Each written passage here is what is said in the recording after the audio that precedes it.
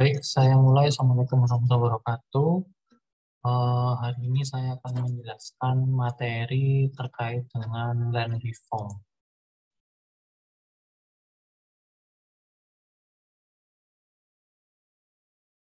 Oke, land reform ini merupakan bagian dari hukum agraria yang ada di Indonesia. Jadi mau tidak mau kalian harus mempelajari apa itu land reform. Jadi kalian juga jangan bingung dengan istilah antara land reform dengan agrarian reform, gitu ya. Jadi land reform ini merupakan bagian dari agrarian reform. Jadi ada 5 atau panca program agraria yang diwujudkan pada saat Undang-Undang Pokok Agraria ini pertama kali diterbitkan. Nah, salah satu programnya yaitu disebut sebagai land reform. Untuk bicara mengenai land reform, itu ada beberapa peraturan yang bisa kalian gunakan sebagai dasar dalam membahas mengenai land reform. Jadi di dalam ketentuan UPA itu diawali dengan ketentuan pasal 7, 10, dan 17. UPA ini bicara mengenai tanah pertanian. Karena memang land reform ini lebih fokus kepada lahan pertanian, ya, karena mengingat pada zaman itu sebagian besar penduduk Indonesia berprofesi sebagai petani, ya, sehingga Indonesia disebut juga sebagai negara agraris karena banyaknya lahan pertanian, gitu ya. Nah, kemudian di antara ketentuan-ketentuan reform ini ada juga pengaturan mengenai Undang-Undang Nomor 2 Tahun 1960. Ini yang telah saya sampaikan di pertemuan sebelumnya terkait dengan hak atas tanah yang bersifat sementara. Kemudian Undang-Undang 56 PRP 1960 ini juga bisa kalian gunakan. Kalau di pertemuan sebelumnya saya gunakan dalam penentuan mengenai berapa uang gadai atau uang tebusan dalam gadai tanah pertanian yang harus dibayarkan. Nah, Undang-Undang 56 PRP 60 ini kita gunakan lagi di dalam pembahasan mengenai reform, khususnya bagaimana menghitung pengurangan lahan pertanian. Karena di dalam ketentuan tanah di Indonesia, ada ketentuan luas tanah minimum dan juga tanah maksimum yang boleh dimiliki oleh seseorang, gitu ya. Mengingat di sini saya juga pernah menyampaikan di pertemuan sebelumnya bahwa pada waktu itu dilakukan penelitian ada 3 golongan orang dalam penguasaan tanah. Yang pertama disebut tuan tanah. Dari total penduduk Indonesia itu ada 5%, jadi sedikit sekali tuan tanah ini. Tapi dia namanya tuan tanah, dia punya tanah berhektar-hektar, gitu ya, sehingga dia tidak mampu untuk mengelola tanahnya itu sendiri. Yang kedua adalah petani gurun. Petani gurun itu binatang, ya serangga gurem, atau biasanya serangga yang masuk ke mata, gitu, biasanya menjelang maghrib, gitu ya, atau petang itu ada hewan kecil, sangat kecil sekali, sampai tidak terlihat tapi bisa masuk ke mata itu. Kenapa disebut petani gurem? Karena dia di sini punya lahan pertanian tapi luasnya kurang dari 2 hektar. Nah, yang untuk petani gurem ini totalnya ada 35%, ya, dari total penduduk Indonesia. Dan yang terakhir adalah 60%, yaitu buruh tani. Buruh tani biasanya kalau mahasiswa demo itu sering nyanyi ya lagunya buruh tani. Jadi buruh tani, kenapa disebut buruh tani? Dia tidak punya lahan pertanian, tapi dia mengerjakan lahan pertanian orang lain. Sehingga dia disebut sebagai buruh tani, gitu ya. Nah, untuk ketentuan-ketentuan lainnya bisa kalian lihat di dalam slide ini. Cuma yang paling terbaru adalah di Perpres nomor 86 tahun 2018 tentang reforma agraria. Nah, apa itu land reform? Saya mengambil pendapatnya Budi Arsono. Land reform adalah eh, perombakan mengenai pemilikan dan penguasaan tanah serta hubungan-hubungan yang bersangkutan dengan penguasaan tanah. Jadi intinya adalah merombak struktur pemilikan tanah orang lain sehingga tidak ada yang namanya tuan tanah di Indonesia, gitu ya. Jadi tanah seperti yang disebutkan di dalam ketentuan pasal 33 Undang-Undang Dasar 1945 bahwa adanya sumber daya agraria itu untuk menjamin kesejahteraan masyarakat, gitu ya, khususnya rakyat Indonesia. Nah, Prof. Budi Harsono juga menyebutkan bahwa land reform dalam arti sempit merupakan serangkaian tindakan dalam rangka agrarian reform. Jadi, seperti yang saya sampaikan di awal, bahwa land reform ini merupakan bagian dari agrarian reform. Kemudian bukunya Suprapto juga sama, hampir mirip. Penekanannya adalah penekanan terkait dengan perombakan sistem penguasaan dan pemilikan tanah. Jadi land reform dalam arti luas itu dibagi menjadi dua. Yang pertama adalah perombakan kebijakan dan hukum agraria, dan yang kedua adalah perombakan penguasaan, pemilikan, dan penggunaan tanah.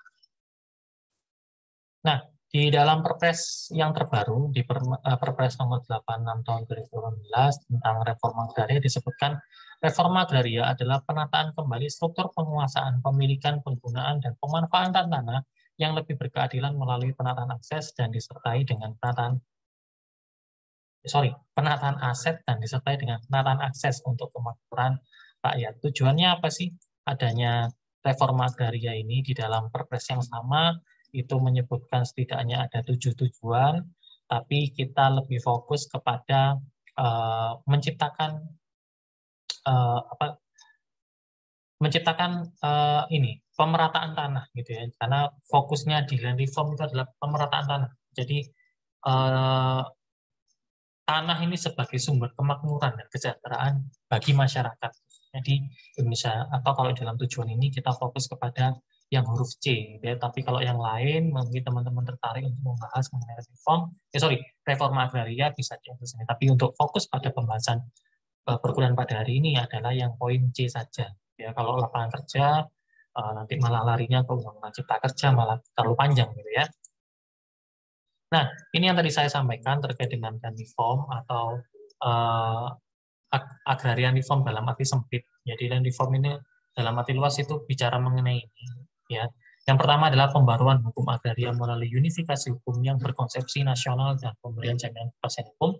Untuk yang tujuan atau program ini sudah terlaksana ya, karena di Indonesia pada waktu itu telah terjadi pluralisme hukum terkait hukum agraria, tapi di dalam ketentuan UPH menyebutnya dualisme, ya, hukum agraria adat dan juga hukum agraria barat. Ini sudah terbentuk ya dengan terbitnya Undang-Undang Nomor 5 Tahun 60. Kemudian penghapusan hak-hak asing dan konsesi kolonial atas tanah ini juga ditandai dengan lahirnya Undang-Undang Nomor 5 PRP 60 karena melihat pada tujuan yang ada di dalam Undang-Undang Dasar Pasal 33 ayat 3. Yang ketiga, mengakhiri pengisapan feodal secara berangsur-angsur. Jadi walaupun tidak musnah, maksudnya habis gitu ya, tapi dikurangi secara berangsur-angsur seperti yang saya sampaikan di pertemuan sebelumnya terkait dengan hak atas tanah yang bersifat sementara. Jadi unsur pemerasannya ini dikurangi walaupun tidak bisa dihapuskan gitu ya. Jadi upaya pemerintah itu mengurangi sifat pemerasannya. Yang keempat, atau saya lompati dulu yang kelima dulu saja, yaitu perencanaan kesediaan peruntukan bumi, air, kekayaan alam yang terkandung di dalamnya, serta penggunaannya secara terencana sesuai dengan daya dukung dan kemampuannya. Ini kembali ke dalam prinsip hak menguasai negara atas tanah yang ada di pasal 2 UPA, yang mana ketentuan ini juga dituangkan di dalam pasal 14 UPA gitu ya. Ini bicara mengenai rencana tata ruang wilayah jangka pendek, jangka menengah, jangka panjang gitu ya. Jadi ada perencanaannya, tidak asal hari ini digunakan, hari ini tinggal habis. Nah, untuk land reform sendiri itu fokus kepada yang poin keempat, yaitu perombakan pemilikan dan penguasaan tanah serta hubungan hukum yang bersangkutan dengan penguasaan tanah dalam mewujudkan pemerataan kemakmuran dan keadilan. Nah, ini kenapa di tahun 60 ada ketentuan land reform seperti yang saya sampaikan tadi. Jadi ada ketimpangan pemilikan atau penguasaan tanah, struktur penguasaan tanah yang ada di Indonesia. Sehingga diharapkan dengan adanya tanah ini tidak ada orang yang menguasai tanah secara berlebihan, karena ada pembatasan maksimal dan minimal seseorang boleh menguasai tanah. Jadi dari struktur yang tadi saya sebutkan 5% itu ada tuan tanah, 35% itu petani gurem, dan 60% bertani, itu hanya segolongan kecil petani yang dapat hidup secara sejahtera gitu ya. Dengan adanya tanah yang terbatas, juga ada pembatasan juga ya. Ada penelitian juga waktu itu bahwa seseorang untuk mendapatkan hasil dari apa yang dia usahakan itu setidaknya harus memiliki 5 hektar tanah pertanian. Dari dia pertama kali membajak tanah, menanami, kemudian sampai nanti panen itu 5 hektar. Tapi ada golongan petani yang menguasai tanah itu kurang dari 5 hektar, malah kurang dari 2 hektar. Gitu ya. Ini yang tidak diharapkan dengan adanya land reform. Jadi dia mengembalikan struktur pemilikan tanah yang lebih berkeadilan, gitu ya. Kemudian, nah, land reform sendiri itu terbagi menjadi beberapa program. Yang pertama adalah larangan untuk menguasai tanah pertanian melampaui batas. Ini yang akan saya bahas di pertemuan hari ini. Jadi orang itu tidak boleh punya tanah pertanian itu yang berlebihan. Sehingga di sini ada batasannya. Berapa sih batasan seseorang itu boleh menguasai tanah pertanian? Kemudian yang kedua, larangan pemilikan tanah secara absensi atau buntai. Ini juga saya bahas di hari ini. Yang ketiga, redistribusi tanah yang selebihnya dari batas maksimal tanah yang terkena larangan absensi atau buntai, tanah-tanah bekas swaparaja dan tanah negara. Ini akan saya sampaikan di pertemuan selanjutnya mengenai penata gunaan tanah. Kemudian pengaturan soal pengembalian dan penebusan tanah-tanah pertanian yang digadaikan atau gadai tanah pertanian yang sudah saya sampaikan di pertemuan sebelumnya, bicara mengenai hak atas tanah yang bersifat sementara sebagaimana disebutkan di pasal 53 UPH. Kemudian pengaturan kembali perjanjian bagi hasil tanah pertanian ini juga sama di materi hak atas tanah yang bersifat sementara di pasal 53 UPH dan yang juga sudah dikurangi sifat feodalnya yaitu dengan terbitnya Undang-Undang Nomor 2 Tahun 60 tentang perjanjian bagi hasil. Dan terakhir ada penetapan luas minimum pemilikan tanah pertanian disertai larangan untuk melakukan perbuatan-perbuatan yang mengakibatkan pemecahan pemilikan tanah pertanian menjadi bagian-bagian yang terlampau kecil. Ini akan saya bahas pada hari ini. Jadi hari ini saya fokus kepada poin 1, 2, dan juga 6. Yang lainnya ada yang sudah saya bahas, ada yang saya akan bahas di pertemuan selanjutnya. Nah, kita fokus kepada Undang-Undang Nomor 56 PSP 60. Jadi pembahasan 3 poin tadi, poin 1, 2, dan juga 6, ini tertuang di dalam Undang-Undang Nomor 56 PSP 1960. Jadi isi dari Undang-Undang 56 PSP 60 ini seperti yang saya sampaikan tadi ya, jadi bicara mengenai penetapan luas maksimum pemilikan tanah, kemudian pengembalian penebusan tanah pertanian yang digadaikan, yang sudah ada rumusnya itu yang saya jelaskan di pertemuan selanjutnya sebelumnya, kemudian usaha pemerintah agar setiap petani sekeluarga memiliki tanah pertanian minimum 2 hektar, jadi orang itu nggak boleh mecah tanahnya kurang dari 2 hektar, kemudian larangan pemilikan hak yang mengakibatkan timbulnya atau berlangsungnya pemilikan tanah yang luasnya kurang dari 2 hektar, dan luas maksimum dan jumlah tanah yang dapat dimiliki untuk perumahan dan pembangunan lain diatur dengan peraturan pemerintah. Ini peraturan pemerintah, bukan peraturan aslinya. Bicara mengenai perumahan ini ada peraturan Menteri Agraria nomor 6 tahun 98. Ya. Ada batasannya juga. Perumahan itu tidak boleh orang punya duit banyak tapi beli tanah lebih batas, apalagi hak milik itu ada batasan. Nah, kita fokus yang pertama dulu mengenai batasan luas maksimum pemilikan tanah pertanian. Jadi, ketentuan ini itu mengatur bahwa seseorang itu tidak boleh memiliki tanah pertanian yang berlebihan. Jika dia memiliki tanah yang berlebihan, maka harus dilakukan pengurangan terhadap tanah tersebut. Cuma perlu diingat di sini bahwa terkait dengan tanah pertanian itu dibagi menjadi dua. Yang pertama adalah tanah sawah, yang kedua adalah tanah kering. Tanah sawah ini tanah pertanian yang membutuhkan unsur tanah yang subur sehingga tanah tersebut itu bisa apa ini namanya? Bisa berkembang gitu ya, berkembang sehingga dapat dipanen. Tapi kalau tanah kering itu tidak memerlukan unsur hara yang tinggi, tapi dia sudah dapat melakukan, termasuk di sini usaha perikanan itu masuk dalam kategori tanah kering. Kemudian ada pembedaan juga terkait dengan daerah padat dan daerah tidak padat. Itu di dalam ketentuan Undang-Undang 5 PRP 60 ada batasannya. Yang masuk dalam daerah padat itu jumlah penduduknya dalam kilometer persegi itu berapa, nanti kalian tinggal dicek saja gitu berapa sih masuk dalam kategori apa gitu ya. Nah, misalnya di sini daerah tidak padat seorang itu boleh memiliki tanah sawah maksimal itu adalah 15 hektar. Sedangkan untuk tanah kering maksimal ada 20 hektar. Ketentuan ini itu bukan kedua-duanya, kan di situ ada kata-kata atau, jadi dia boleh memiliki tanah sawah maksimal 15 hektar atau 20 hektar. Jadi kalau misalnya pada saat sebelum ada ketentuan ini dia memiliki dua lahan tanah sawah dan tanah kering, maka di sini harus dilakukan pengurangan. Ya, nanti pengurangannya akan saya jelaskan. Kalau di daerah padat itu juga dibagi menjadi tiga. Ada daerah kurang padat, daerah cukup padat, dan juga daerah sangat padat. Semakin padat suatu penduduk, otomatis lahan tanah maksimal yang dapat dikuasai itu semakin kecil. Ya, tapi kalau tidak padat, semakin luas. Ini saya kasih contoh di sini. Yang pertama adalah Amir bertempat tinggal di daerah kurang padat, punya 7,5 hektar sawah dan 6 hektar tanah kering. Seluruh tanah Amir tersebut melebihi batas maksimum. Oleh karena itu, kelebihannya harus dilepaskan. Amir boleh memilih yang dilepaskan itu tanah sawah atau tanah kering. Jadi di dalam ketentuan Undang-Undang 56 PRP 60, kalau kalian lihat di dalam tabel yang tadi, Amir itu punya tanah sawah 7,5 hektar, tanah kering 6 hektar. Kalau dilihat dimasukkan di sini kan, jangan lupa dia masuk dalam kategori kurang padat ya, kurang padat.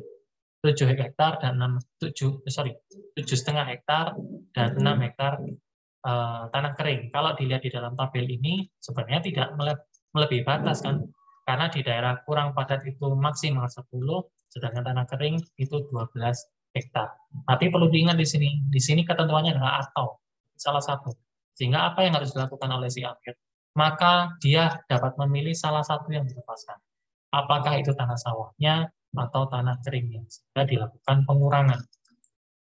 Untuk contoh yang pertama, yaitu andai kata yang dilepaskan itu adalah tanah keringnya dulu, gitu ya. Jadi nilai tanah kering dengan tanah sawah ini lebih unggul tanah sawah, sehingga pada saat dilakukan perubahan, ini dalam bayangan ya, bukan diubah secara fisik gitu ya, itu nilainya lebih unggul dibandingkan tanah kering. Sehingga pada saat tanah kering itu mau dilepaskan, dalam pikiran kalian tanah sawah yang ada itu dijadikan tanah kering.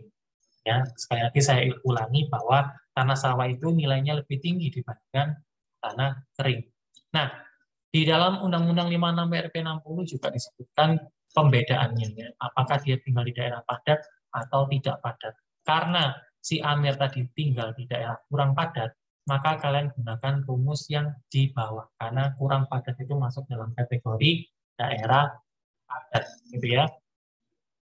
Nah, untuk daerah padat, kalau tanah keringnya yang mau dilepaskan, maka tanah sawah yang dipunyai dianggap 100%, lalu ditambah 20% dan dikalikan tanah sawah, maka akan menjadi tanah kering.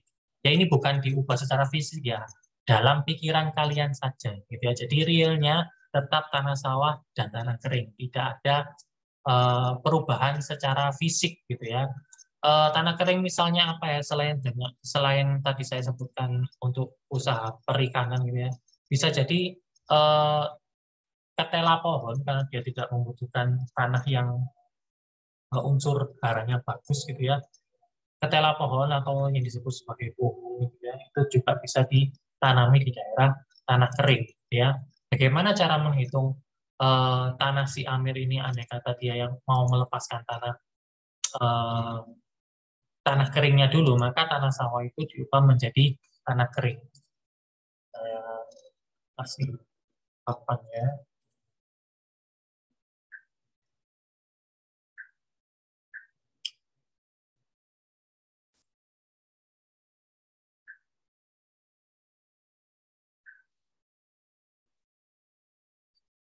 Nah, pada saat tanah sawahnya itu mau diubah menjadi tanah kering, karena yang mau dilepaskan itu adalah tanah kering, maka dalam pikiran kalian, tanah sawah itu diubah menjadi tanah kering.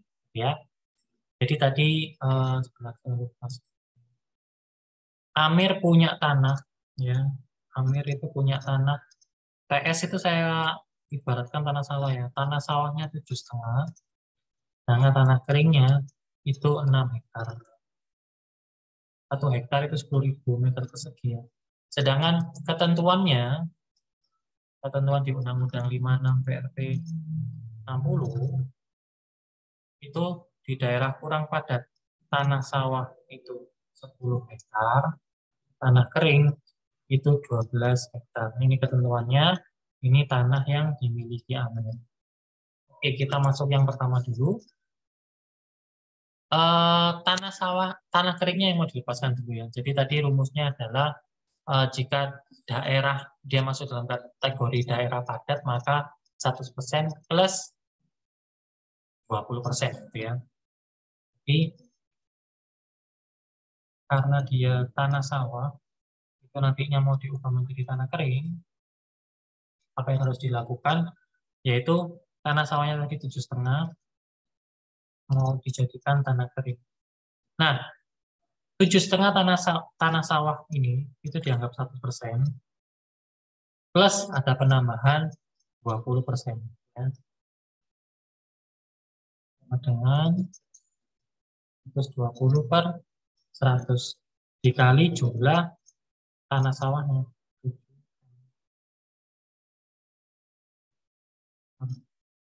6 per 5 sampai 7.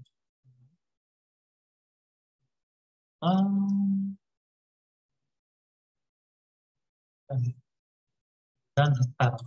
Jadi tanah sawah yang tadi itu 7,5 hektar, jika diubah menjadi tanah kering akan menjadi 9 hektar tanah kering.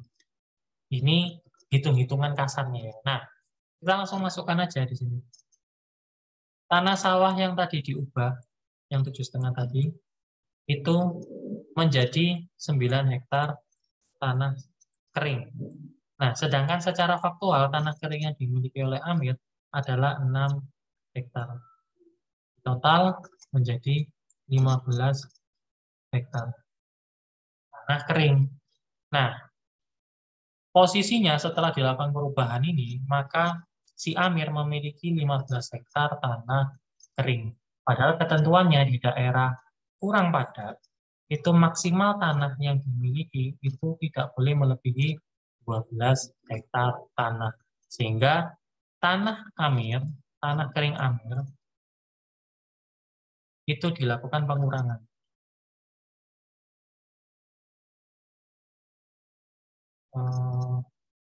Dia punya tanah 15 hektar, dikurangi 12 hektar. Sehingga dia harus dikurangi 3 hektar. Nah, kembali ke sini. Karena tadi yang mau dilepaskan itu adalah tanah keringnya, maka tanah kering yang secara nyata 6 hektar dikurangi 3 hektar sama dengan 3 hektar. Nah, dengan demikian kalau ditanya berapakah tanah Amir yang sekarang dikuasai, tanah sawahnya tetap 7,5 karena yang dikurangi itu adalah tanah apa ini namanya, tanah kering ya. Sedangkan tanah keringnya yang awalnya 6 hektar menjadi 3 hektar. Ini jika yang dilakukan pengurangan adalah tanah kering. Nah, lalu bagaimana kalau semisal yang mau dilepaskan itu adalah tanah sawahnya, gitu ya? Ya tinggal dibalik aja. Tadi kan saya sebutkan bahwa eh, tanah sawah itu nilainya lebih unggul dibandingkan dengan tanah kering. Tinggal dibalik saja, gitu ya. Untuk di daerah padat, tanah sawah yang mau dilepaskan, maka dalam pikiran kita, tanah kering harus dijadikan tanah sawah dulu. Itu dibalikan 100 per 100 atau 5 per 6. Itu diatur dalam ketentuan Undang-Undang 56 PRP 1960. Apa yang harus dilakukan? Ya tinggal kalian hitung aja. 5 per 6, kan ini yang mau dilepaskan oleh tanah sawah. Tanah kering yang ada nanti menjadi tanah sawah. Gitu, kebalikan.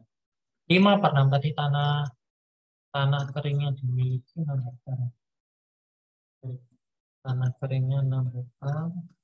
Tanah sawah yang dimiliki itu 7,5. Sedangkan ketentuannya adalah kurang padat itu tanah sawahnya 10, tanah keringnya 12. Nah, apa yang harus dilakukan? Tanah kering ini kan 6 mau dijadikan tanah sawah. Tinggal dikalikan aja 6. Ya. Ini akan menjadi tanah sawah. Nah, coret aja set 5 hektar tanah sawah gitu ya.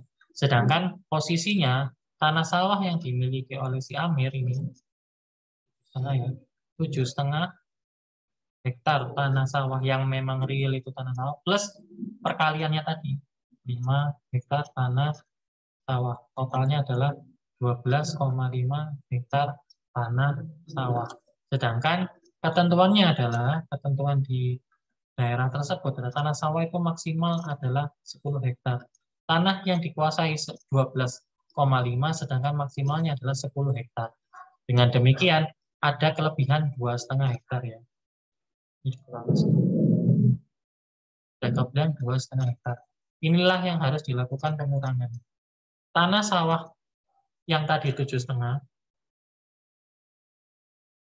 ini dikurangi 2,5 hektar, sama dengan 5 hektar.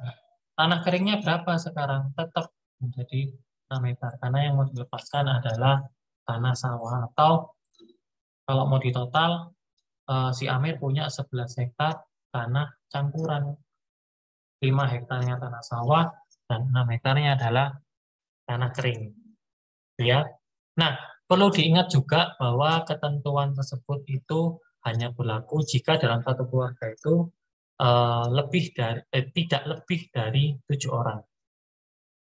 Lebih dari sama dengan 7 orang, maka menggunakan ketentuan tadi. Tapi kalau semisal dia memiliki anggota keluarga lebih dari 7 orang, ini saya kasih slide-nya cuma ini ya, jadi saya bacakan aja.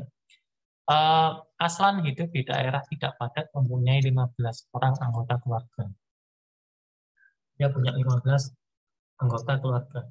Atau jangan 15 dulu deh. 8 keluarga aja deh. Anggota keluarga. Ketentuannya adalah maksimal 7 orang. Dia tinggal di daerah tidak padat, ya. Padat. Berapakah luas maksimum tanah sawah? Dia minta tanah sawah yang bisa dikuasai oleh keluarga Aslan. Ya, saya lihat di daerah tidak padat itu tidak padat maksimal adalah 15 hektar. Nah, bagaimana cara menghitungnya? Untuk 7 orang pertama, itu langsung aja dikasihkan 15 hektar. Karena memang ketentuannya boleh untuk 15 hektar untuk 7 orang. Kelebihannya itu dihitung 10%. Jadi kan lebih 1 orang, ini 10% dikalikan berapa luas maksimal tanah yang ada di wilayah tersebut. 15 hektar. Sama dengan 1,5 hektar. Dengan demikian, keluarga Aslan itu boleh dengan anggota keluarga 8 orang, boleh memiliki tanah sawah di daerah tidak padat 15 hektar, karena ketentuannya maksimal itu, plus karena penambahan 1 orang, 1,5 hektar. Totalnya adalah 16,5 hektar tanah sawah. Jadi setiap kepala itu dinilai 10%, dengan catatan bahwa penambahan persentase ini tidak boleh lebih dari 5 orang. Jadi maksimal 50%. Ini syarat utama. Dia tidak boleh lebih dari 50%, plus hasil perkalian yang nanti dihasilkan itu tidak boleh melebihi 20 hektar. Nah, asumsinya gini. Misalnya ini 8 orang. 8 orang ada penambahan 1,5. Kalau 9 orang, yang 1 orang tadi nambah 1,5 hektar ya. Berarti kan nambah 3, masih boleh. Kalau 10 orang, nambah 4,5 hektar. Boleh. Kalau 11 orang, berarti nambah 6 hektar. Nah, sedangkan tanah yang ini, itu kan 15 hektar plus 6 hektar. Totalnya akan menjadi 21 hektar. Nah, ini nggak boleh. Maksimal tanah yang boleh dikuasai itu adalah 20 hektar. Tidak boleh lebih dari 20 hektar. Jadi setiap penambahan boleh tambah 10% dengan ketentuan maksimal 50%, dan total tanah nantinya yang boleh dikuasai tidak boleh lebih dari 20 hektar. Misalnya anggota keluarganya itu ada 17 orang, Pak. Misalnya ada 17 orang. 17 orang bagaimana? 7 orang pertama tetap boleh dikeluarkan terlebih dahulu. Sisanya 10 orang, maka bukan dikali 100% di sini. Dikalikan 50% dari nilai total luas tanah maksimal yang boleh dikuasai di dalam daerah tersebut. Tapi dengan catatan sama, maksimal tanah yang boleh dikuasai itu tidak boleh lebih dari 20 hektar. Anggota keluarganya 1.000, nggak masalah, 7-nya dikeluarkan dulu, sisanya 93 dihitung 50%. Dengan catatan tidak boleh total tanahnya itu melebihi 20 hektar. Itu diatur di dalam ketentuan Undang-Undang Nomor 56 PRP 1960. Saya lanjutkan materinya.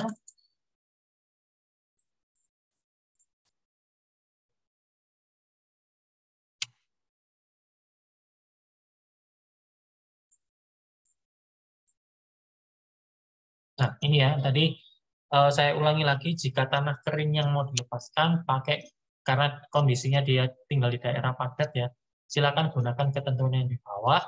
Sedangkan kalau tanah sawahnya yang mau dilepaskan, gunakan rumus yang di bawah. Ini saya menyalin apa yang ada di dalam Undang-Undang Nomor 56 PRP 60. Cuma biar memudahkan kalian dalam menghitung berapa luas tanah yang boleh dikuasai oleh seseorang. Ini tadi yang saya kasih contohnya, nanti bisa kalian hitung atau coba hitung-hitung sendiri gitu berapa sih luas tanah yang boleh dikuasai.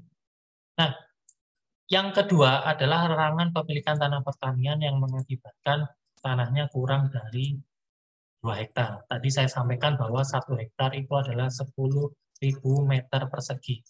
Jadi, tanah pertanian itu jika dikuasai oleh seseorang, sebisa mungkin tanahnya tidak menjadi kurang dari 2 hektar, gitu ya. Kenapa kok 2 hektar? Tadi saya sampaikan bahwa seseorang itu bisa melakukan penanaman apa ya, ya sesuatu misalnya beras, padi atau jagung gitu ya. Dia memperoleh untung jika dia atau sejahtera jika dia mengelola tanah itu tidak kurang dari 2 hektar. Gitu ya. Kalau dia kurang dari 2 hektar, kan nggak tahu ya apakah ada musibah banjir, bah, atau ada angin puting beliung sehingga dia merugikan lahan pertaniannya. Jadi balik dalam tanda kutip ya balik modalnya itu kalau dia tidak kurang dari 2 hektar. Gitu ya. Nah, kalau semisal dia mau melakukan penjualan terhadap tanah tersebut, misalnya dia punya tanah 2 hektar, maka dia diwajibkan untuk menjual seluruhnya. Nggak boleh dipecah sehingga tanahnya menjadi kurang dari 2 hektar. Misalnya gini, kalian punya sertifikat luasnya 2 hektar. Kemudian kalian butuh uang, kalian jual ke tetangga kalian. Misalnya mau, oh saya lepas saja deh, 1 hektarnya aja, 1 hektar saya kuasai. Nggak boleh. Berarti kan itu dipecah ya, pemecahan sertifikat. Nggak boleh. Jadi kalau kalian punya tanah 2 hektar, ya 2 hektar itu dijual. Kalau misal kalian punya tanah 5 hektar, boleh dilepas. Ya opsinya bagaimana? 3 hektar dijual atau 2 hektar yang dijual, atau 2,5 hektar, 2,5 hektar boleh. Kalau semisal 4 hektar, 1 hektar nggak bisa. Karena ini menyebabkan tanahnya kurang dari 2 hektar. Ya, yang boleh itu maksimal adalah 2 hektar. Kenapa kok 2 hektar? Kalau kalian ingat ketentuan tanah pertanian, khususnya di hak guna usaha, itu eh, diberikan kepada orang-orang minimal itu 5 hektar. Malah di situ penularannya 5 hektar, tapi di dalam Undang-Undang 56 PRP 60 mengatur bahwa minimal itu adalah 2 hektar. Jadi tidak boleh dipecah. Termasuk dalam hal pewarisan sebenarnya. Berkaitan dengan ini pewarisan. Misalnya gini, di dalam daerah Jawa deh, gitu ya. Misalnya orang tuanya punya tanah itu 5 hektar. Anaknya ada 5. Dibagi 1 hektar, 1 hektar, 1 hektar, 1 hektar, 1 hektar. Kan? Kalau dia punya tanah itu ya, misalnya satu-satunya harta itu. Nah, ini juga sebisa mungkin dapat dicegah pemecahan tanah yang menyebabkan tanahnya menjadi kurang dari 1 hektar. Bagaimana caranya? Ya bisa jadi misalnya diberikan ke salah satu anaknya yang dipunya tanah, apa ibaratnya nomboi ya, bayari bayari ahli waris yang tidak dapat tanah. Jadi jangan sampai tanah itu kurang dari 2 hektar. Ya. Kemudian yang ini insya Allah terakhir, yaitu ketentuan mengenai tanah absen. Jadi apa itu absen? Absen itu eh, absen ya, tidak ada. Jadi ada tanahnya tapi orangnya nggak ada. Jadi, maka disebut tanah absen. Atau di daerah Jawa Barat sana disebut sebagai tanah guntai. Apa maksudnya tanah absen? Jadi tanah absen ini dilarang. Jadi tidak boleh orang itu membeli tanah absen. Tanah absen ini berlaku hanya untuk tanah pertanian saja. Jadi ini pembatasan yang diberikan oleh undang-undang bahwa seseorang tidak boleh melakukan transaksi jual beli atau tukar menukar atau hibah, imbrek dan seterusnya terkait dengan pemindahan atas tanah yang mana tanah tersebut itu masuk dalam kategori tanah absensi. Maksudnya apa? Dia menjual tanah pertaniannya di luar batas kecamatan. Jadi misalnya gini, saya punya KTP tinggal di Kecamatan Gubeng, ya. Kemudian Gubeng ini ada di daerah UNER, ya. Kemudian saya mau membeli tanah pertanian di daerah Kecamatan Gayungan. Yang mana kalau mau ke Kecamatan Gayungan, itu melewati beberapa kecamatan. Jadi jauh gitu ya. Nah, kalau saya membeli tanah tersebut, maka tanah tersebut dikategorikan sebagai tanah absensi. Jadi KTP-nya di mana, ya wis dia hanya boleh beli tanah pertanian di mana kecamatan itu berada. Nah, ketentuan ini itu ada pengecualiannya, yaitu jika kecamatannya itu berhimpitan. Ya, misalnya Kecamatan Gubeng sama Kecamatan Tambak Sari itu kan berhimpitan ya. Itu boleh, masih ada pengecualian. Tapi kalau sudah melewati kecamatan lain, gitu ya, misalnya nih A, B, C, A beli tanah di daerah Kecamatan C untuk tanah pertanian, itu tidak boleh. Itu diatur di dalam PP nomor 4 tahun 1981. Ketentuan ini juga dikecualikan ya, khususnya bagi mereka yang menjalankan tugas negara, sedang menjalankan kewajiban agama, atau ada alasan-alasan lain yang diperbolehkan oleh Menteri Agraria. Ya, dengan batasan bahwa tanah absen itu tidak lebih dari 2/5 luas maksimum pemilikan tanah, gitu ya. Termasuk juga kalau nggak salah ada ketentuannya di eh, saya lupa ketentuannya di mana, itu pegawai negeri yang menjelang masa pensiun itu diperbolehkan juga sama ya, dia tidak boleh menguasai tanah boleh menguasai hanya 2/5 dari total tanah maksimal yang ada di wilayah tersebut. Ya. Itu masuk dalam kategori tanah absen. Apa lagi ya? Ya, oh ya, terkait dengan misalnya kalian mau jual beli atau tukar menukar, tetap tanahnya itu tanah absensi ya. Jadi pada saat kalian melakukan transaksi jual beli itu tanda tangan, ada blanko ya, blanko di kantor petani itu tanda tangan bahwa menyatakan bahwa tanah yang saya akan peroleh ini misalnya dari sisi pembeli ya atau penerima hak itu bukan merupakan objek yang masuk dalam kategori tanah absensi atau tanah tunggal. Nah, kalau ternyata pernyataan ini dilanggar, maka tanahnya itu boleh dicabut oleh pemerintah tanpa diberikan ganti rugi. Hati-hati bahwa tanah absensi, walaupun kalian punya uang banyak, itu tidak boleh membeli tanah pertanian di luar batas kecamatan. Untuk ketentuannya sampai sekarang masih berlaku. Nah, ini berbeda dengan kalau misalnya kalian mau beli tanah non pertanian, misalnya untuk rumah tinggal, gitu ya. Misalnya saya KTP Surabaya, saya mau beli rumah di daerah Sidoarjo. Salah, karena itu tidak masuk dalam kategori tanah absensi. Apa yang saya sampaikan di awal perkuliahan sampai saat ini mengenai absensi itu bicara mengenai tanah pertanian saja. Untuk tanah non pertanian tidak terikat oleh ketentuan tanah absensi. Ya, eh, ya mungkin itu yang bisa saya sampaikan terkait perkuliahan pada hari ini. Jadi minggu depan saya akan menyampaikan mengenai penata gunaan tanah. Saya akhiri kuliahnya. Terima kasih. Assalamualaikum warahmatullahi wabarakatuh.